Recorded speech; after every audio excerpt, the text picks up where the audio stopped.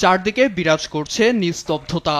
রাশিয়ার ক্ষেপণাস্ত্র ও বিধ্বংসী শাহেদ ড্রোনের আঘাতে বিপর্যস্ত ইউক্রেনের দক্ষিণ পূর্বের জাপোরিঝিয়া শহর। বুধবার ভোর পর্যন্ত অঞ্চলটির ১৬টি এলাকায় ব্যাপক ড্রোন হামলা চালায় রুশ সেনারা। এতে ক্ষতিগ্রস্ত হয় অন্তত ৯টি বহুতল ভবনসহ বেশ কিছু যানবাহন। হামলায় পরিবারের সদস্যদের হারিয়ে হতবাক স্বজনরা।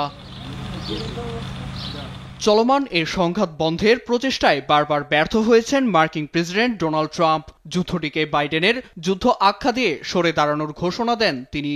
শুক্রবারের মধ্যে শান্তি চুক্তি না হলে রাশিয়া ও তার বাণিজ্যিক মিত্রদের নিষেধাজ্ঞা সহ ১০০% শুল্ক গুনতে হবে বলে হুঁশিয়ারি দেন ট্রাম্প। আমি দেখতে চাই নির্ধারিত সময়ের মধ্যে কোনো লক্ষণীয় ফলাফল আসে কিনা। রাশিয়ার সঙ্গে আমাদের একটি বৈঠক রয়েছে, দেখা যাক কি হয়। এদিকে যুদ্ধবিরতি নিয়ে আলোচনার জন্য বুধবার মস্কো পৌঁছান মার্কিন বিশেষ দূত স্টিভ উইটকফ। তাকে স্বাগত জানান পুতিনের প্রতিনিধি কিরিল দিমিত্রিয়েভ।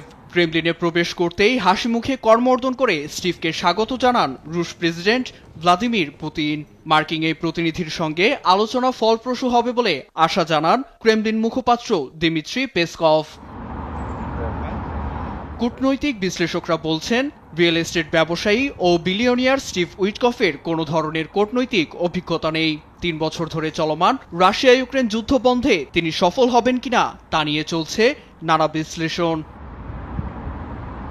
নীরব দাস, নিউজ ডেস্ক, দেশ টিভি।